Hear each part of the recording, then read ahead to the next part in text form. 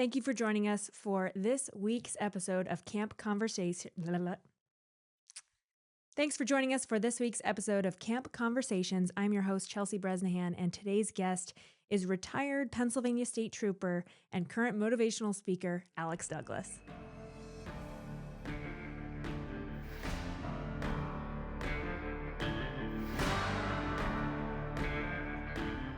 All right, welcome back to camp. Thank you. Thanks for having me. You come to camp a lot. I do. We love having you here. Yeah, it's always a good time up here with everyone. You know, everyone is so friendly. Everyone is so welcoming. It's just a great way to, kind of vent and, not just, talking to everyone or if, I have an issue going on or something, I could always talk to Mac, you know what I mean? Or one of the other members, because everyone kind of experienced the same thing, I think, at some point in their life up here. And but it's just about being in the outdoors and just the air, the clean air, the animals, the wildlife, where we've clovers, everything I else. found 4 today. Yeah, that's crazy. Yeah. I did find 3 in the same little bunch, so it was probably like a little group situation little going on there. Little family of 4-leaf clovers. But for people that don't know your story, I would say I'm not as familiar with it as others because I was in college at the time, living out in Pittsburgh when everything happened. But so tell us kind of what happened before you needed camp. So what happened was I was a state trooper working a double back shift September 12th of 2014. And fortunately, I was still wearing uniform. It was an 8-hour double back shift. I was used to working midnight shifts for most of my career. And so basically I was coming back into work right around 11 p.m. because our shifts worked from 11 p.m. to 7 a.m. And before I get into that, I was, as you are, a marathon runner.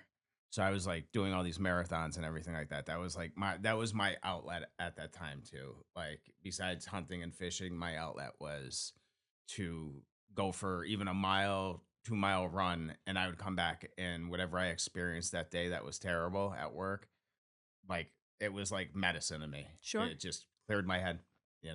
I'm sure you know how that is. Yeah. Yep. Oh yeah. And stress reliever. But so I was actually training for the Steamtown Marathon.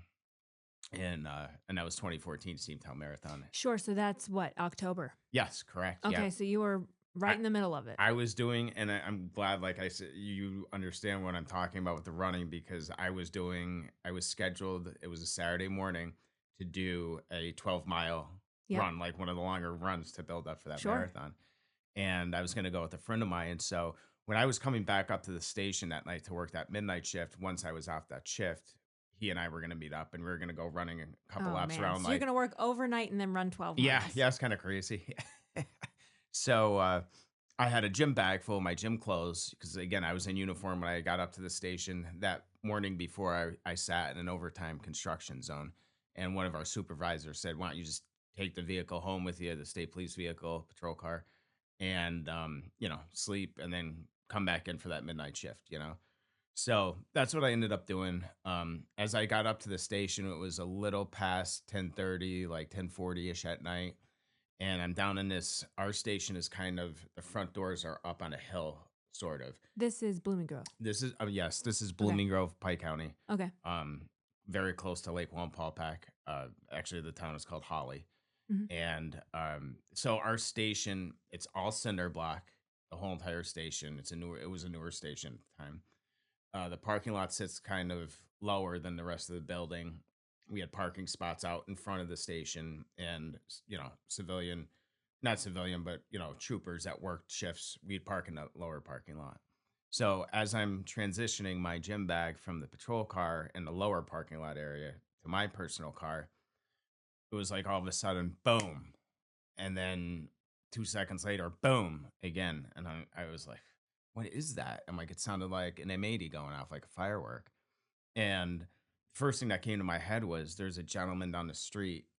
Now this is right after Labor Day. So it's like, oh, is he just using up and lighting off his fireworks that he was selling throughout the season up by the lake? And I said that was just so weird that it was so simultaneous like that within a couple seconds, and it was so loud. And so as I just turn my head and look up at the front of our station, I see someone laying right by the front doors outside. And again, I need glasses to see distance, so I didn't have my glasses on. So I'm like looking up. I'm like, well, I know somebody's up there. Another thing I thought about was, oh, somebody picked up a DUI from the previous shift. And what we do is you would process them at the station, you'd get a breathalyzer, and then you would sit them in the lobby. Somebody would be there behind the front desk watching them until they got a sober ride, to be picked up. And as I was, that's what I was thinking. Oh, somebody did that. Nobody's watching this individual. It's the end of shift. Nobody cared. Now he wandered out, fell face planted, and now we have to deal with it on our shift. And on our shift, we only had 4 guys working a midnight shift. And it was mandatory to have 2 guys in a car after 11 p.m. So we had 2 cars with 2 guys and 2 troopers in each car and a dispatcher. That was it at the station. And the fact that it was shift change, so what happened, a trooper, well, a corporal supervisor, Bryon Dickson, was leaving work, and as he came out through those front doors, um, he was shot. He was shot once right above the vest into the neck, and then he was able, and I got love his soul. I don't know how he managed to do it, but he was able to take out his sidearm, and but he got shot again through shoulder to shoulder. And the round that he was shot with was a 308 round, so it's a very high powered hunting round. So as I approached him, at first I thought again, did he commit suicide? Because the suicide rate for first responders and veterans, I mean, it's so high, unfortunately.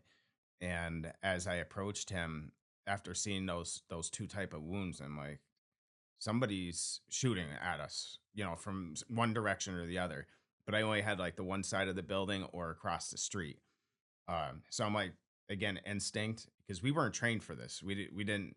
This is some type of incident that we never were trained on. Well, even just now, you have 3 different scenarios in your head, Yeah, all that were not what was actually happening. correct. Like I had no idea. Fireworks, a drunk guy, somebody And then I taking their get own up there life. and I realize it's a trooper Right. in uniform, so I'm like, what's going on? And then I'm thinking suicide, so I was, a lot of things, like you said, were going through my head. So as I approached him by instinct, I tried to grab one of his feet and drag him inside to safety, because I'm like, there is somebody or multiple people, again, I didn't know at the time, shooting at us, and I want to get him into safety and then notify the other troopers that are still in the building on what's going on.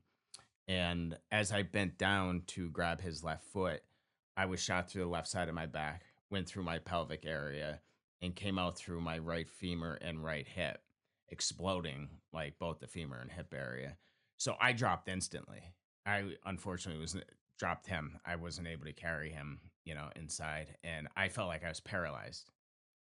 And this is again where you could kind of relate on. Well, you could relate on this. So the 2 doors going into our station, they're glass. So it was either one of the rounds, and I'm not quite sure even to this day. I mean, I could, I always plan on asking somebody, and I always forget, but it was either the bullet that went through me, spiderwebbed the doors, or one of the rounds that went through Corporal Dickson that spiderwebbed the doors. Either way, the doors were kind of spiderwebbed, but the glass was still in them. Hmm. So I went, forearms first, head first, right through these glass doors to get inside.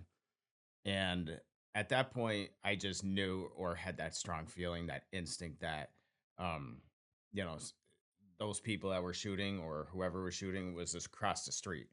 So our station, if you go through those glass doors, there's another solid wooden door that goes from the lobby into our actual Hmm. station. So I'm thinking, and again, based on instinct, because we weren't trained on this, if I crawled straight across to that wooden door, I'm still in the line of sight of this individual or individuals across the street. Right. So again, all I was thinking about was our building is solid cinder block. let me crawl through the inside perimeter of our station to get to that door because otherwise I would have been shot again, probably on the floor in the lobby if I didn't. And as I reached that wooden door close to it, um, two other troopers opened it real quick, and I warned them and I said, shut the door. Somebody's shooting at us. Corporal Dickson's outside. I don't know if he's still alive or not. I'm wounded. So one guy grabbed an AR, uh, held the AR up as the other guy grabbed one of my arms and just pulled me in real quick into that main hallway of the actual station. Right. And then a couple guys kind of carried me into another room that was right off. It was our criminal investigative room, other offices, and they started like CPR and everything like that. And I'm thinking it's not that bad because you see these movies where, you know, guys get shot through the legs or their arm and nothing, they live, they're fine, you know. And that's where I thought I got shot. That's what it felt like, my legs. But as I'm in this lobby, still like crawling across, I couldn't feel anything below my waist. So I'm thinking I'm paralyzed. Like that's it. And it was kind of when you're in like a high pressured situation that's so stressful like that, these crazy things always pop in your head. And when I do public speaking, I kind of joke about it. And I said there was a couple things that went through my head. Number one, oh my God, I'm paralyzed. I'm not going to be able to run again. And that's the part that you can relate to because, like, again, that's your outlet. That Right. was my outlet, as a stress reliever. I'll never be able to do that again. I'm going to be in a wheelchair the rest of my life. So that was one. The other thing is I'm going to be off from work for a very long time, which isn't a bad thing. So that's why I joke about that part. But as I was into the station, I then realized that like there was blood coming out of my hip area, and I'm like, "Oh, I'm pretty high up." I got shot pretty high up. Now I'm still in shock, so I wasn't feeling any pain or anything at the time. And one of our troopers was actually there was a couple of them that were uh, they were new on our job within 30 days, Wow. but a lot of them were prior military, Okay. and they had like the experience from being in Afghanistan or Iraq, and they jumped like they knew better than some of the older guys on what to do, and um so our desk personnel ended up calling one of our sergeants. He was the sergeant of our station up at Blooming Grove at the time. He lived a mile down the road, and he actually came soaring into our parking lot in his own pickup truck with his own AR and and came in to lay down cover fire, um, along with the other troopers that were still at the station there. Now, guys already started heading home at the time, so everyone's trying to like in panic, trying to get back to the station to help us, and we had guys from Honesdale Station trying to help us, and so this sergeant came in, he laid down cover fire. A couple other guys were smart enough. They used a patrol vehicle. They pulled it around the front of the building to cover. And as two other guys pulled in Corporal Dickson into the lobby. Yeah. So at that point, I'm laying right next to Corporal Dickson, and he wasn't moving at that time. Uh, So he's shot right here he was shot, yeah, like right and above the then vest because our through here. correct shoulder to shoulder straight across. So is that like through the chest here or through the I through believe it here was right through the shoulder bone. and then it came out here? Yes, correct. Yeah, like Wow. directly right through. Okay. So And that that's a serious oh yeah, even bullet. that first one. I mean, I believe that would have severed his spinal cord, but again, when your adrenaline's flowing like that, that's probably how he was still able to get up and draw his firearm out, Wow. And that's why I thought like I didn't know if it was suicide at the time because his firearm was out. And I'm Mhm. like, how would he be able to take that out? But again, when your adrenaline's flowing like that, the body does crazy, Right. crazy things. And so, as they were laying down this cover fire, I'm looking over at Corporal Dixon and I'm just like, what the heck is happening here? What is going on? Who would do this? And I worked at that station since 2008, and we never experienced anything. There were really no shootouts, anything like that. Like nobody really, had to deal with something so severe and so intense up at that station until that night. And we all knew each other. Like we worked for years together, so it wasn't like except for the new guys that came. But like I said, they were really good guys. They knew what they were doing. So as I think they pronounced Bryon Dickson, deceased, EMS was actually able to come in through a back door, um, and due to the cover fire of his name is Sergeant Brian Vini at the time. He retired as a lieutenant, but he who also has a lot to do with the camp here too. Mhm. So he's very involved, and so he and a couple other guys, the EMTs, they got me onto the stretcher, wheeled me into the back of the ambulance while these guys were still, cover firing across the street because again, we didn't know if they were still there, shooting or they were going to shoot. We didn't know. Okay. So uh, they drove me to Wallenpaupack High School. Life flight came, and then I was life flighted to CMC. And then at CMC, that's when the pain started. Actually, I told the guys in the helicopter, I remember this to say, it's kind of people ask me, do you remember the details? And I said, absolutely. Up until the point where they were ready to do surgery on me at CMC in the ER. But I just remember riding in this helicopter, and that's when the pain set in, and it was so unbearable, the pain, like, I never again experienced anything. It felt like somebody took a baseball bat and hit me across the back, like, 10 times as hard as they could with the baseball bat. That's how I described this pain, and I just remember telling these guys, I said, "Come on, guys, like, let's take off. Come on, come on," and they're like, "We'll take off when we're ordered to." Like, they were really nice guys. I think just everyone was so, like, like, "Oh my god, what is going on?" And they were the nicest paramedics, some of the nicest paramedics that I've ever met. And they held the one guy was holding my hand the whole entire way to CMC. So we got there. I underwent, I think it was 12 surgeries within, it was like a week. And I was in a medical induced coma for about uh 3 weeks, and woke up. They plated my hip, and that became infected. And they put a titanium femur in my leg, and that ended up being fine. But I was transported then to Allied Services Rehab to do inpatient therapy. And again, I had like 104 temperature. I was going septic at that point. And our area doesn't really deal with, stuff like that. You know what I mean? So, This level of trauma. exactly, like those type of gunshots Yeah. or, like you said, that type of trauma. So my family doctor here, he contacted doctors at a hospital for special surgery in New York City, and they had an infectious disease specialist come in. I was cured within 24 hours of being septic from out there. And then they put a spacer in my hip because they had to take the plates out. They were all infected and everything. And then after that, they had to put the spacer in. It was like an antibiotic spacer. I started doing rehab out there. I think I was in that hospital for maybe two weeks or so. Um, I had a colostomy bag on. So for those people that aren't familiar with colostomy bags, it's when you go to the bathroom. Number two, it's a bag that fills up that's on Mhm. your stomach. A lot of unfortunate cancer patients that have colon cancer usually end up with them. And so I had that. They removed 2 feet of my intestine, and again, titanium femur, and then they put a spacer in my hip. So I was constantly walking on crutches because I couldn't put you know pressure on that hip because of the spacer. And it was kind of crazy because I weighed 180 pounds when I was running, you know, and I ended up getting down. I think I was 135 was my lightest weight. Like I looked like a skeleton. And I still have the pictures from the hospital. It was just, crazy walking on this walker, and I just looked like Skeletor, you know.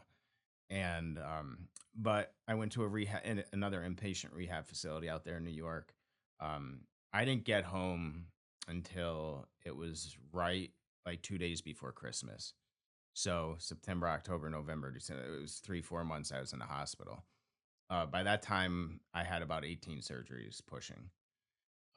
Again, that was in just a couple month period. And I got home. I remember it was Christmas and everything. My family was there, and then I started doing home health would come, and I was progressing forward. But when going back when I was in the hospitals, and this is what I tell a lot of people, that's when I started really getting depressed. Like that was my dark zone because number one, I was part of a team. I always looked at it that way with the troopers. Again, we were all really close friends at that station at that time. and I felt like I'm never going to be part of a team again. Like that's done. Even running, never going to be able to run again. One of the things I love to do. So two things right there off the bat that like my life is like never going to see again. I'm never going to see it again or experience it again. And am I going to be in a wheelchair most of the time now? Because again, I still couldn't feel my left leg feeling came back in. Right leg, it never did, especially below the knee. I had what they call drop foot. So my foot was just flopping back and forth due to that bullet actually severed the sciatic nerve on my right side. And it was kind of strange with the gunshot wound. And I never knew this until I went through it firsthand. But the entry wound, was the size of maybe a quarter. And I had no damage on my entire left side, even where I was shot through the entry room. I never had any issues. It was the exit wound side because that side was about the size of a tennis ball when that bullet came out from that exit wound. Wow. So it just like ripped apart everything, Mhm. like muscle tissue, like my glute was gone. Like it just blew everything apart. And it was trying to get back into normal day activities, just even just simple things that you take for granted. You know what I mean? Like, going to the urinating normal or going to the bathroom normal. And one of the things that really bothered me was all the stomach stuff going on. And one of the things I wanted to do was like, I liked going to the beach and stuff like that. And I was so paranoid because I had this colostomy bag on. I'm like, I'm not going. So I felt so down and depressed at that time. Now, even rewinding forward, I used to hunt and fish before the incident. And I wouldn't go like often as I would have liked to because I was busy with work. Mhm. But again, while I'm laying in these hospitals, that's all I'm thinking of. Now I'm not going to be able to hunt and fish. There's nothing out there. And I'm sitting there on my phone researching, different outdoor activities for at first I was thinking like paralyzed people or veterans or more important, like for me, it was first responders because I wasn't a veteran. And there was like nothing out there at the time. And then when I got home, and I was kind of pretty much like about 70%, 75% back to where I wanted to be. I had the colostomy reversed out in New York City. And then they actually put a whole total hip replacement in too, which felt amazing because then I was actually able to walk again. And at that point, then I figured, I'm I could probably actually run again. And then I went back to Allied Services and I met a good friend of mine, Jim Brogna, and Bill Conaboy, the president and vice president. Mhm. And they said, we'll try to get you to run again. And they said, they pushed me and said, you want to do the 2015 New York City Marathon. And when is that? So That that's the was, same. That's a little more than a year later. yes. Okay. So obviously, I wasn't able to do Steamtown. Right. Um, a friend of mine took my bid, runner's bid, and ran it for me. A fellow trooper who I worked with for years, and he he ran it for me. And funny story behind that is, I had the local newspaper, the media calling our higher ups, calling me and saying, "How did this guy just run a marathon?" Because it was my bid with my Yeah. name on, and it showed up, and they were like, "How did this guy run a marathon?" Well, it was my friend Jeremy Carroll, who was a trooper. He ran it for me, Yeah. which was But it awesome. still has that thing on it, and they call your name Yeah, when it you still came finish. up, and it was like So everyone posted. was probably like, "What?" Yeah, and I think like especially the newspaper. I mean, people keep track of this stuff, Mhm. and I think they were looking and they saw like that I finished it in like 4 hours or something like that. And they're like, how did this guy do that? Like, he's still supposedly in rehabs and stuff. Yeah. And so that's kind of a funny story. But as I moved forward, Jim Brogna and Allied Services, they asked me to um, do the 2015 New York City Marathon as part of their team, um, Team Allied Services Mhm. now. And I was like, yeah, sure. Like, I'll do it. No problem. Like, thinking in my mind, like, nothing's going to stop me. And I got to the point where I think we were like a month or two out. When is New York City Marathon? Like the first weekend of November. That's right. Yeah. Yeah. Yeah. So that was still, but that was 2015. So it was the following year. because So this is 60. 2014. Yeah, so it would have Okay. no, well, it was still 2015, but it was like almost a year after the Yeah. shooting, Right. right? Right. Like a year and a month. And so I'm like, I got to the point, it was like 2 months out. I'm like, there's no way. Like, I'm dragging my leg because I had this foot drop. Now I had braces and everything that I'd wear, but I couldn't run. And it wasn't even a pain issue. It was just dragging my leg. Like, I wasn't mobile. And so Jim Brogna said to me, well, we have a friend. He's a veteran. He was in Afghanistan and he got blown up in a Humvee and he's above the knee amputee, left leg. And he does his hand cycling and he's from the area. And he said, we're going to put you in touch with him. He has hand cycles. Would you want to do it in this hand cycle? And I'm sure you've seen the hand Mm-hmm. cycles in marathons. And for those of people out there that aren't familiar with it, it has, one wheel in the front, two wheels in the back, and you're basically using your whole upper body to maneuver this thing. But 2 months out, that's a lot to ask for Yeah. your upper body to do, Yeah, to train exactly. for. Because I wasn't training, like, Right. with You were trying running, to run this you whole got to time. build that up. And it was the same thing with that. You're still using your upper body, and I wasn't training for it. Um, so he said to me, I became very good friends with this veteran, Earl Granville, and he said to me, uh, I, how about if I have two hand cycles and I do it with you?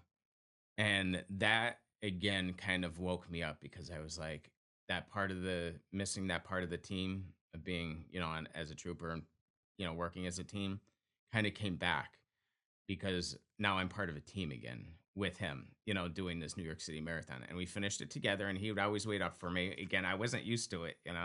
And we did New York City Marathon and finished. And that really set in deep with me and kind of gave me a positive outlook on life. Like now I have somewhat of a purpose.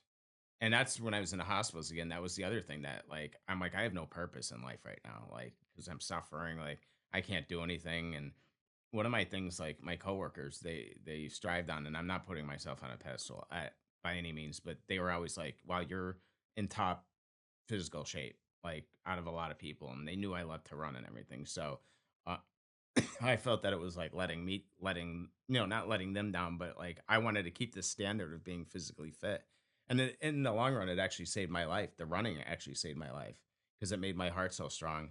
When I was in the hospital initially at CMC, I ended up coding twice and they shocked me back twice. And the doctor said, if your heart wasn't that strong from running, um, I would have been a goner. So again, it stayed true to my heart of working out and staying physically fit from there on out. Wow. Yeah. But I did that marathon. Then I got involved in this other group, Operation Enduring Warriors. Again, it's all about doing like Spartan races or physical fitness stuff, but it's doing it as a team. And, if you're having a problem, like there's guys that do it in wheelchairs, but it's like you have team members who will actually pick up the wheelchair if you run into an issue and they'll jump it over a rock or something for you. Like it's all about helping each other out and that camaraderie and being together and sharing those stories. And I met so many guys, not just through that organization, but other nonprofits that became just veteran based. Now they open their doors up to first responders, which I think is phenomenal because they didn't get enough credit. You know what I mean in life. Um, the stuff that they see, not just police officers, but Hmm. firefighters, EMTs. One of the biggest, sorry, excuse me. One of the biggest uh, departments or jobs that I don't think they ever get enough credit for is correctional officers. The stuff that they have to go through every day. I couldn't imagine that. And they don't get the credit for it, that I think, in my opinion. So they opened their doors up, all these different foundations. So in the meantime, I'm trying all these leg braces. I'm trying to push forward. I really want to start running again. So I went to my doctors in New York. I had six altogether just out in New York City, and three of them specialty doctors, lower limb leg specialists, nerve specialists, my original hip surgeon, and all three of them came to the conclusion if you have your leg amputated, they have so many devices now and the technology is so advanced now, unfortunately because of the war. But for me, that's what they were kind of proposing. So I got married at the time and my wife and I sat down and she said it. My friend, who's the veteran, said it. And whatever would improve the quality of your life, that's what you should go with. And I saw these guys doing these events with prosthetics on. I'm sure you've seen. Did Mhm. you ever do Marine Corps marathon? Mm-mm. That's a great one. Not And yet. yeah, put it on your list. That's a good one. But I'm sure you've seen it even in New York City. You have these guys wearing these prosthetic, blades. And I remember even when I did have both legs and I was very healthy, they were passing me out like with these blades on. Like they were, and I thought that was amazing. I'm like, wow, that's like really impressive. So I never thought I'd be in that circumstance where I would have an amputation, but we decided let's go through with the amputation. And when I did have my leg and I had that drop foot, I had so much pain on that side. It was like unbearable for a year at least. No, it was well, it ended up being in 4 years because I had my leg amputated December 12th of 2014. Okay. So Wow. or not 24 December, I'm sorry, December 12th, 2018. Sorry. 2018. Yes. So 4 years 4 years after. I had to suffer with that pain. And my one doctor said there's nothing guaranteed that that's going to reduce the pain level, or your you might have the same pain or you might have less. We don't know. It's taking a gamble. And knock on wood, I had like no pain after that. Yeah, I always say yes, thank you. And thank God, like it was one of the best decisions of my life. Life changing forever because I'm not getting that leg back, but the the level quality of Mhm. life has improved significantly. And I'm like running, I'm jogging, you know. I don't know if I'll ever do a marathon. I'm 43, so I don't know if I'm gonna ever get into that, but at least I know that I could if I really pushed myself, I could probably do it, you know. And so maybe someday. And I had to go through I because I suffer from neuropathic pain syndrome, which is kind of like being a diabetic. So if you get like a wound or something, it's very hard to heal up. And I had that because that sciatic nerve was severed by that 308 round. And so I had to go through some minor things like skin grafts and everything. Um, to this date, I went through 23 different surgeries to this date, which kind of like throws people back. But I mean, most of them were early on, anyways. But uh, hopefully, I won't need any more. That's it. Hopefully. So I met uh, well, I knew a retired trooper, Joe Walsh, who became a Jessup police chief at the time, and he said there's this place that just kind of started up. It's called Camp Freedom. They're up in by Carbondale, and why don't you come up? They do these breakfasts every morning, informative breakfasts, and just check the place out. But they do hunting and fishing for veterans and first responders too. And so I came up and I met Matt Geddes, and Matt was just such a great guy. He still is. We're so close. He's family to me, and uh, we did a little traveling together to little speaking events here and there. And as we were doing that, trying to help out the camp to get started because it was fresh at the time, they took me out hunting. I shot this huge buck. I mean, it was amazing. And again, that was like me getting back into that life that I had before. So basically, my level of depression, like I wasn't on medication. It was just different people, different groups, these great nonprofits that really got me back to the life that I once lived. And I still continue every day. Like I said early on, my biggest thing with Camp Freedom, one of my biggest things with Camp Freedom is it's not even just the hunting and fishing. It's talking to these different veterans or first responders that come up here and we share our stories. And you can kind of feel free to talk to everyone or ask, questions. And I met a guy who actually had different prosthetic legs. And I said, "Where'd you get that one? That looked like brand new." And he told me, and I ended up getting that leg. And it was like, oh my god, that's a great prosthetic. Like it's one of my favorite ones. So it's just like that camaraderie, that connection that we had up here. And I just want a tidbit story.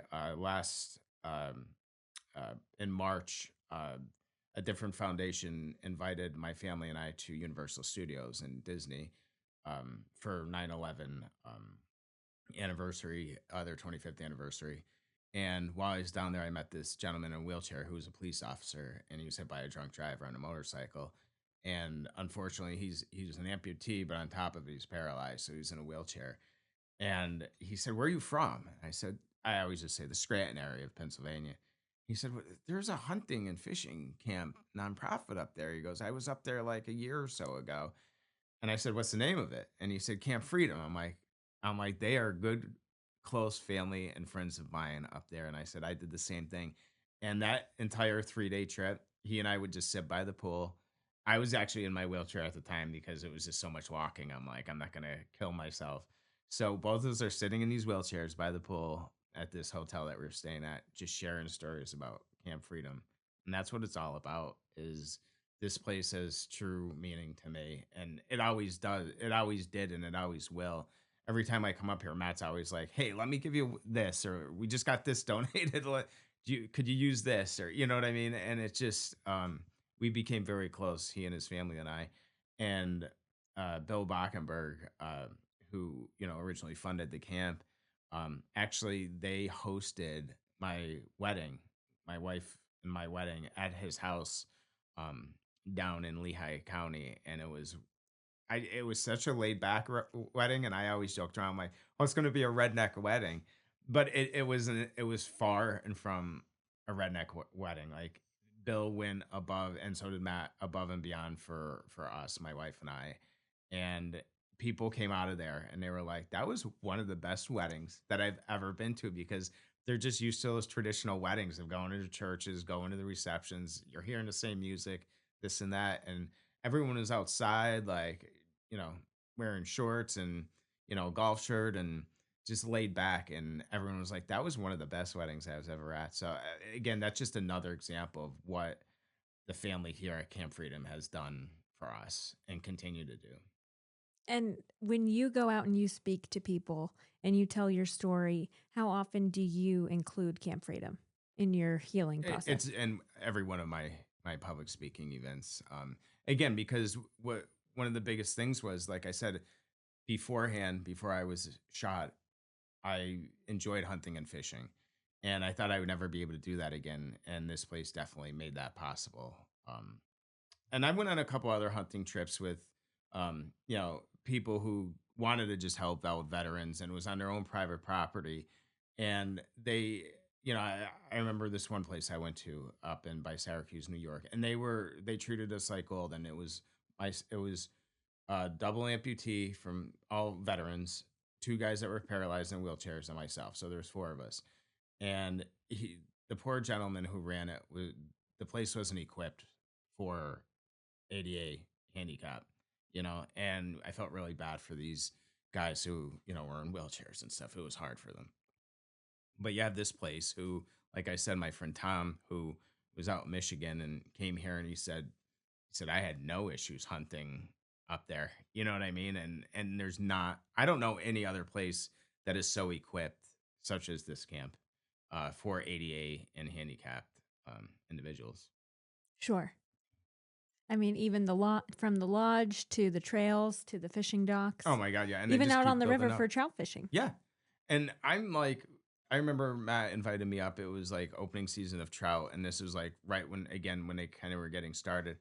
And he's like, "Oh, I'll get you, fishing rods and this and that." And I said, "I don't even care so much right now about that. I just want to sit by the water, talk to these old guys. A couple of them were like Vietnam vets and stuff, and just hang out and talk." And that's why I come up a lot. And I could just sit out in their back deck, like you said, and just enjoy the views and the scenery and see what they're continuing to build and add on here Oh, it's to help nonstop. us. It is. It is. It's really amazing. And words don't make out for it, because you really have to see it for yourself in person to really get the full exposure of everything. And with your traveling now, advocating and speaking, how often do you find people that know about Camp Freedom, like that gentleman in Universal? Surprisingly, there were a couple more too. Sure. Because I believe Matt told me they covered, was it 40 states, maybe We're at 48. So 48? we need Yeah, someone from Hawaii and someone from South Dakota. yeah, So if and you know we're anybody, yeah, I'll try. come on over. Yeah, come over and have a good time. That's crazy, because like I said, when I first started, that was after I had the leg amputated. So I think it was like around 2019. That's when my wife and I got married. So I know they already started up. So, um, just in those last, what, 7 years, Hmm. it's like, how they built up and what they continue to do, and it's just and the sponsorship that they get. Those people are amazing, and it wouldn't happen if it wasn't for those people. Like to sponsor and Sure. help us move forward. With the camp. And you said so, missing out on hunting and fishing, but also that sense of a team. Correct. I think So camp totally has a sense of that's brotherhood here. absolutely like when we were just standing outside, the two gentlemen out there, like everyone knows everyone. Everyone's like, "Hey, if you need this, let me know, or you need something, let me know." They're true family. Like there's not many people in this world today that are like that. You know what I mean? But you definitely have that here. You feel like you're at home. You're definitely in a safe zone here, no matter what. And if I need to, I have one of those down days or something, or I'm going through a bad week, I'll call Matt up and be like, "Hey, I come up to the camper. You're gonna be up there. I need to vent to you." And Matt's like, "That's what we do. Come on up, anytime you want." So again, it's like a second home to me here, and they're all a family. You Sure. Going back, I always usually finish up Yeah. with people always usually ask what happened with the shooting, the individual that shot us. Okay.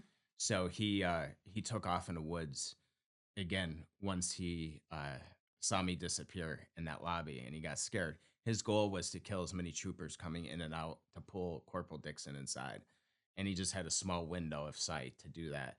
And when I, God's fate that I crawled across that perimeter instead of crawling straight across that door, because he actually admitted that he was waiting to shoot me again through that lobby, like into that lobby floor. And when he saw I disappeared, then he took off running. That lasted 48 days. We had U.S. Marshals, ATF, uh, state police departments within all of our neighboring states. They came from everywhere, state, local, federal, and they set up grid patterns finally, and they ended up apprehending him. And when they did, they actually handcuffed him with Corporal Dixon's handcuffs that he had on to transport him. And then 2017, there was actually a trial, and he was found guilty of all charges. They brought a jury in from Chester County, so it was out of our area, so there was no partiality. And he was found guilty and sentenced to the death penalty, but he's sitting on death row right now. So it's not that I ever want to see someone die, but it's kind of like karma, you know. Um, you get what you have coming to you because of what you did, So you got to suffer the consequences now.